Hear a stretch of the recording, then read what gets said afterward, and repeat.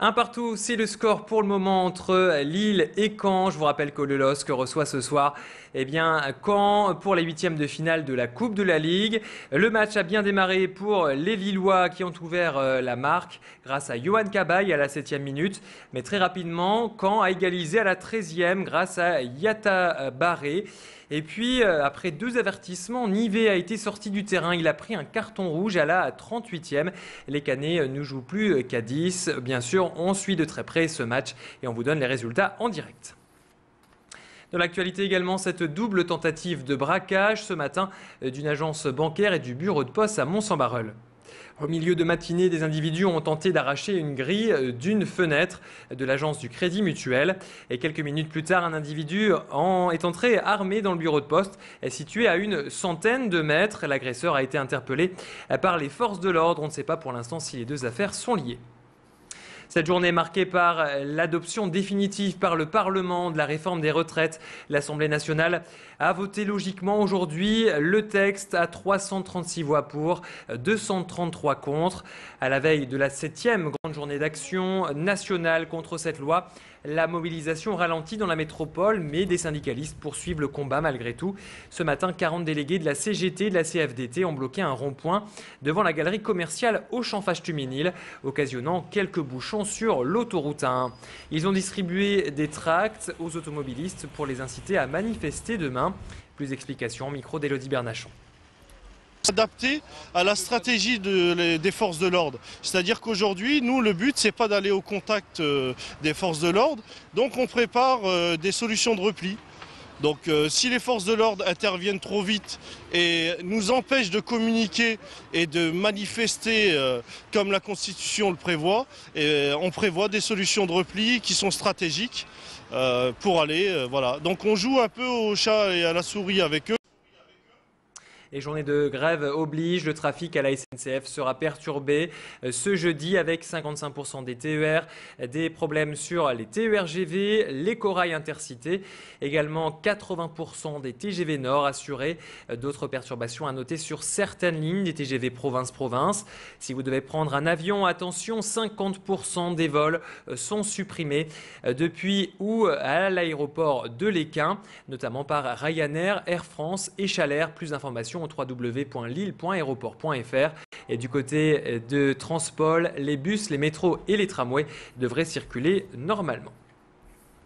Cette situation qui est plutôt préoccupante, 4 étudiants résidant dans le quartier de l'Île-Vauban ont contracté la méningite. Il s'agit d'une jeune fille en première année à l'école de commerce, l'EDEC, et de 3 étudiants inscrits à l'université catholique.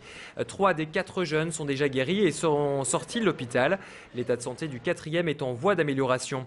Pour l'instant, rien d'inquiétant donc, mais par prévention et pour éviter une propagation rapide de cette infection, l'Agence régionale de la santé a lancé cet après-midi une grande campagne de vaccination. Les 22 000 étudiants de la Cato ont reçu un mail pour participer au rattrapage vaccinal. Sont concernés les jeunes qui n'ont pas effectué leur rappel contre la méningite entre 2 et 22 ans. Cet après-midi, vous le voyez, ils étaient déjà assez nombreux à se déplacer pour se faire vacciner. Écoutez ces réactions recueillies par Jean-Marc Courtin.